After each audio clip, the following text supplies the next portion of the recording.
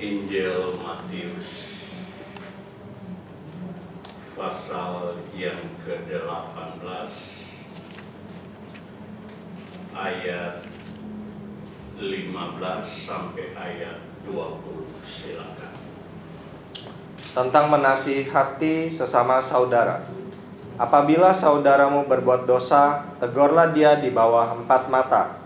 Jika ia mendengarkan nasihatmu, engkau telah mendapatnya kembali. Jika ia tidak mendengarkan engkau, bawalah seorang atau 2 orang lagi, supaya atas keterangan 2 atau 3 orang saksi, perkara itu tidak disangsikan. Jika ia tidak mau mendengarkan mereka, sampaikanlah soalnya kepada jemaat. Dan jika ia tidak mau juga mendengarkan jemaat, pandanglah dia sebagai seorang yang tidak mengenal Allah atau seorang pemungut cukai. Aku berkata kepadamu, sesungguhnya apa yang kamu ikat di dunia ini akan terikat di sorga, dan apa yang kamu lepaskan di dunia ini akan terlepas di sorga. Dan lagi aku berkata kepadamu, jika 2 orang daripadamu di dunia ini sepakat meminta apapun juga, permintaan mereka itu akan dikabulkan oleh Bapa-Ku yang di sorga. Sebab di mana 2 atau 3 orang berkumpul dalam nama-Ku, di situ aku ada di tengah-tengah mereka. 2 atau 3 orang berkumpul atas nama-Ku, aku ada di tengah-tengah mereka. Injil Matius pasal 18 ini dalam tabernakel terkena pakaian imam besar dan imam-imam. Pakaian imam besar dan imam-imam itu terbagi atas ayat pertama sampai ayat yang ke-5 itu pakaian kesengsaraan. Pakaian kerendahan, ya, pakaian kerendahan, bukan kesengsaraan. Baru ayat 6 sampai ayat 6 sampai ayat 10 baru pakaian sengsara. Ayat 11 sampai ayat 14 itu pakaian keselamatan. Itu imam besar, ya, dan itu juga menjadi tugas kita, pengalaman kita dari merendahkan diri, kemudian menderita sengsara seperti Yesus demi menyelamatkan. Dan ayat 15 sampai ayat 20 itu bicara pakaian pengampunan. Pengampunan, ya. Penyelamatan itu ditandai dengan mengampuni segala kesalahan. Dan memang kalau kita tidak mengampuni, maka Bapa di surga tidak mengampuni kesalahan kita. Ayat 35 kita baca.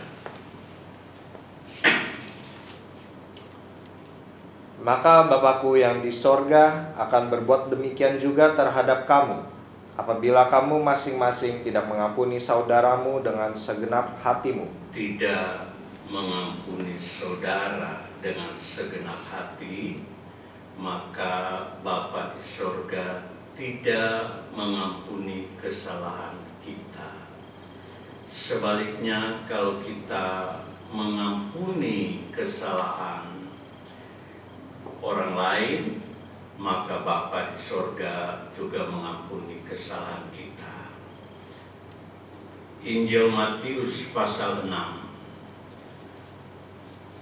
ayat 14. Injil Matius pasal 6 ayat 14. Karena jikalau kamu mengampuni kesalahan orang, Bapamu yang di sorga akan mengampuni kamu juga. Ayat 15. Tetapi jikalau kamu tidak mengampuni orang, Bapamu juga tidak akan mengampuni kesalahanmu. Kalau kamu mengampuni kesalahan orang, maka Bapa di sorga akan mengampuni kamu. Berarti Bapa senantiasa memperhatikan tiap kehidupan kita. Kehidupan yang mengampuni, Dia segera ampuni segala kesalahan. kehidupan yang tidak mengampuni, Dia juga tidak akan mengampuni. Berarti segala kehidupan kita itu diperhatikan oleh Tuhan.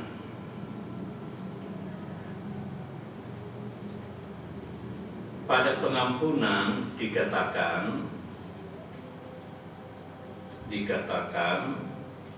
apabila saudaramu berbuat dosa, tegurlah dia di bawah 4 mata.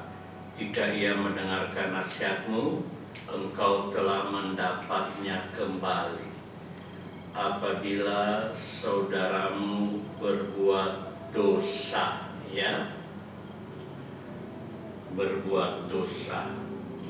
Dosa itu adalah perbuatan yang tidak menurut hukum Allah, Setiap orang yang berbuat dosa melanggar juga hukum Allah, sebab dosa ialah pelanggaran hukum Allah. 1 Yohanes pasal 3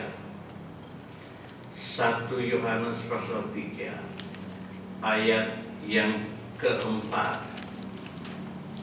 Setiap orang yang berbuat dosa melanggar juga hukum Allah, sebab dosa ialah pelanggaran hukum Allah.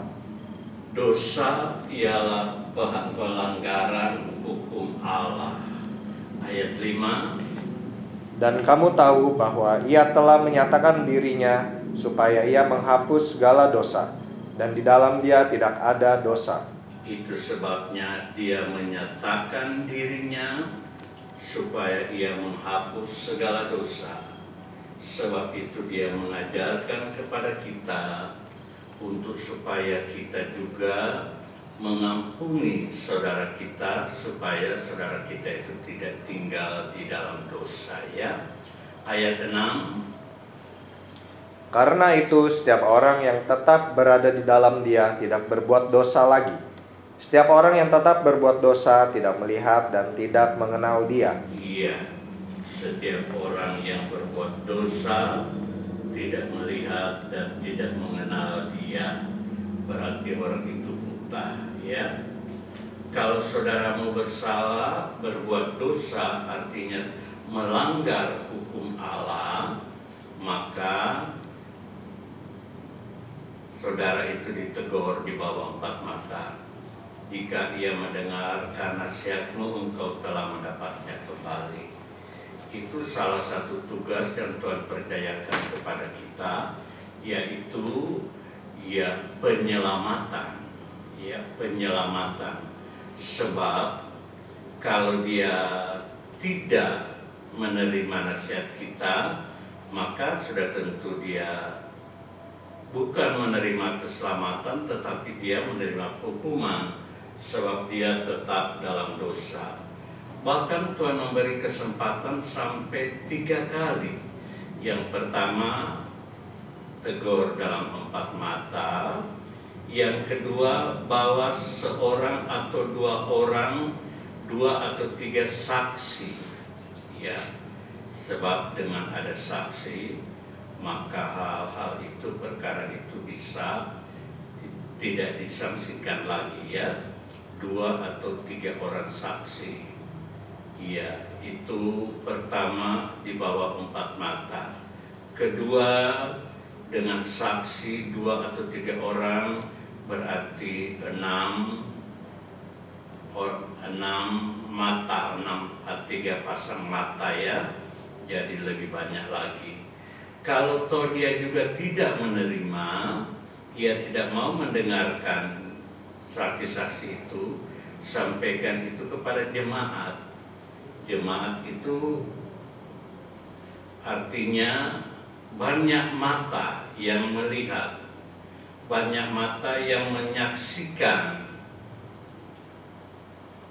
apa yang diperbuat orang itu, Tapi kalau dia juga tidak mendengarkan jemaat, maka dia dikatakan sebagai orang kafir, Gentiles, orang tidak mengenal Allah, atau seorang pemungut cukai Tuhan Yesus katakan pemungut cukai itu sama dengan orang yang tidak mengenal Allah.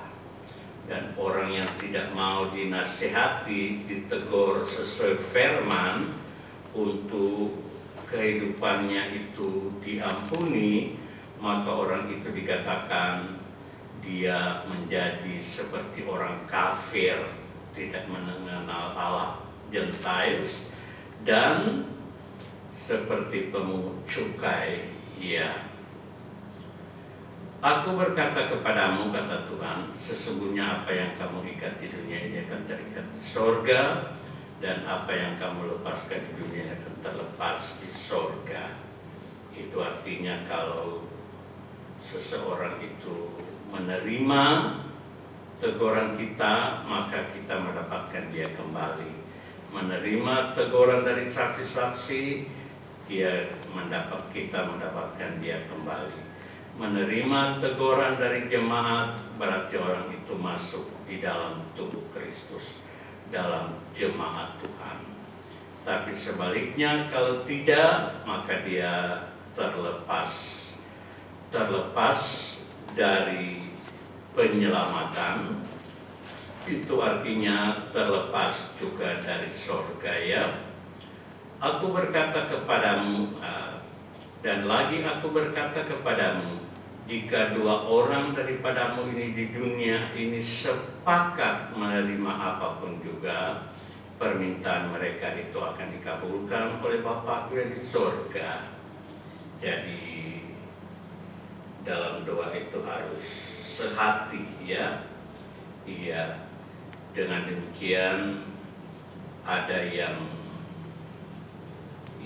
diterima, ada yang tidak di dalam kesepakatan. Itu artinya kita mengorbankan yang lain, kita memberi yang lain.